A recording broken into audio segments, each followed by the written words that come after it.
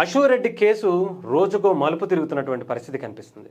ఇప్పటివరకు అశురెడ్డి చేసినటువంటి ఉదంతానికి సంబంధించి ఏదో ఆమె తెలియకుండా చేసింది అని అనుకున్నాం, కానీ ఆమె తెలిసే ఆయన్ని ట్రాప్ చేసి దాదాపు 10 కోట్ల రూపాయలు లాగేసింది అనేది ఆమె మాటల్లోనే ఒక ఆడియో లీక్ ద్వారా బయటకు వచ్చినటువంటి పరిస్థితి. ధర్మేందర్తో మాట్లాడుతున్నటువంటి ఆ ఆడియో లీక్ ఇప్పుడు సంచలనం రేపుతున్నటువంటి పరిస్థితి. అంతేకాకుండా దీంట్లో అశురెడ్డితో పాటు వాళ్ళ అక్క లేదా ఇద్దరు తల్లిదండ్రులు ఉన్నారని మాత్రం అనిపించింది. బట్ అనూహ్యంగా ఇంకొన్ని పేర్లు కూడా ఆమె ప్రస్తావించినటువంటి పరిస్థితి కనిపించింది. ఒకసారి ఆడియో విందాం, ఆ తర్వాత మిగతా విషయాల్లోకి వెళ్దాం.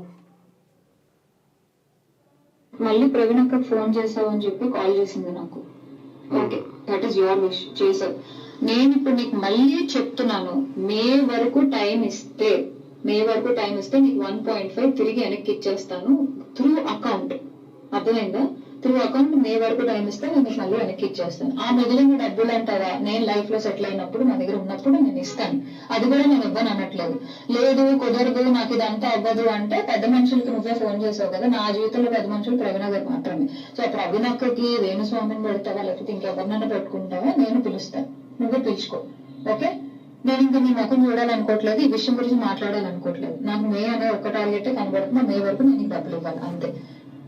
లేదు కుదరదు కాదు అంటే నేనే పెడతాను హెరాస్మెంట్ కేసు. ఎందుకంటే మా అక్కని ఇన్వాల్వ్ చేస్తున్నాడు, మా మమ్మీని ఇన్వాల్వ్ చేస్తున్నాడు, లేకపోతే మా ఇంటికి వస్తానంటున్నాడు. అసలు నా పర్మిషన్ లేకుండా నువ్వు మా ఇంటికి రావడం ఏంటి, లేకపోతే నేను మీ ఇంటికి వెళ్ళడం ఏంటి?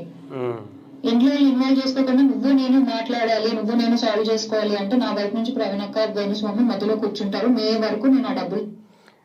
ఇదనమాట. అంటే 2018 నుంచి ఇప్పటి వరకు సాగినటువంటి వీళ్ళ ప్రేమాయణం ఇప్పుడు గొడవలకు దారితీసింది. అది కూడా నార్మల్గా ఉంది, మన అందరికీ తెలిసిందే.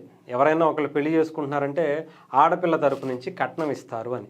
బట్ ఎదురు కట్నం ఇచ్చి పెళ్లి చేసుకుంటారంటారు కదా, ఆ టైపులో ధర్మేందర్ అనేటువంటి వ్యక్తి అశురెడ్డిని డబ్బులు ఇచ్చి పెళ్లి చేసుకుందాం అనుకున్నాడు అనేది అర్థమవుతుంది.